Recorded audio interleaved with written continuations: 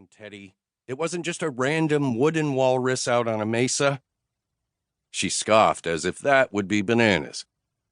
"And how do you know all this before I do?" he asked.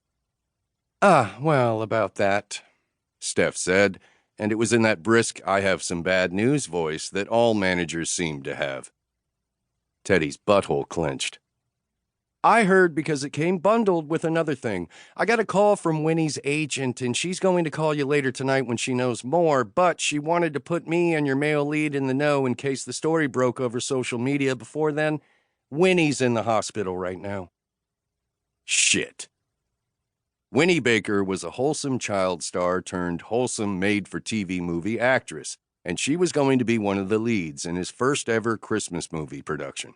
More importantly, she was the star his director had specifically chosen to work with to make her directorial debut, and Teddy had to keep his director happy because she made the Hope Channel happy. And getting Duke the Halls distributed by Hope and their new streaming platform, Hope Flix, was the only thing that could turn Teddy's desperate Christmas movie gamble into real money. God knew his day job making cheap pornography wasn't paying for his son's art school tuition or his daughter's startup making carbon-neutral sex toys. And Christmas movies couldn't be that hard to make, right? They were almost like porn. The scripts were on the flimsy side, and the production times were shorter than a community college wintermester. But now, the wooden tusk. Now, no Winnie Baker. But Teddy wasn't a total asshole, so the first question he asked was, "Is Winnie okay?" "She'll be fine," Steph said, in a voice that clearly conveyed how much she cared. "The word is that it was an ayahuasca ceremony gone wrong, also at Unfestival. Do you know how easy it is to get dehydrated on the mesa, even before you start shitting yourself? Anyway, she's in the hospital now and hooked up to all sorts of IVs. Her agent thinks another few days and then a discharge with strict instructions to rest." "So no movie for her," Teddy said numbly. "No movie for her. By the way, if anyone asks, she's being treated for exhaustion, not for puking in a tent full of vegans and DJs." Right. No one would want sweet Winnie Baker's reputation tarnished, and Teddy definitely didn't want the movie tarnished by association.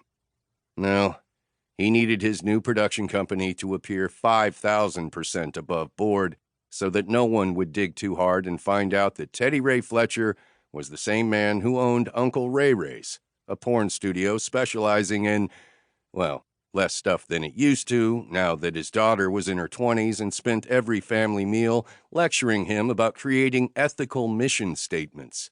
Last Thanksgiving, she and his son made him identify Uncle Ray Ray's core values. Core values.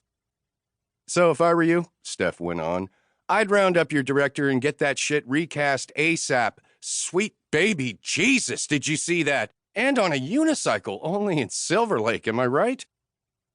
Assuming that Steph was talking to her Uber driver again, Teddy wisely chose not to answer, already stuffing everything on his desk related to Duke the Halls into his briefcase. Another present from his ex-wife. He was going to fix this. He was going to juggle Fletcher Productions and Uncle Ray Ray's so smoothly that no one from the Christmas movie would ever know about his career making porn. He had not figured out how to make separate IMDb accounts and how to furtively use his great-aunt Phyllis's address for a new LLC for nothing. "I can fix this," he told himself as he forced the briefcase closed and bolted for the door. "I can still make this work." After all, how hard could it be to keep his two worlds separate?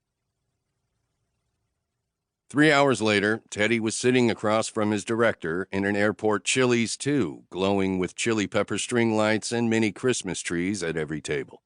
He was trying to pull folders out of his briefcase while also choking down a molten hot mozzarella stick. "Are you okay?" she asked. "You're flushed."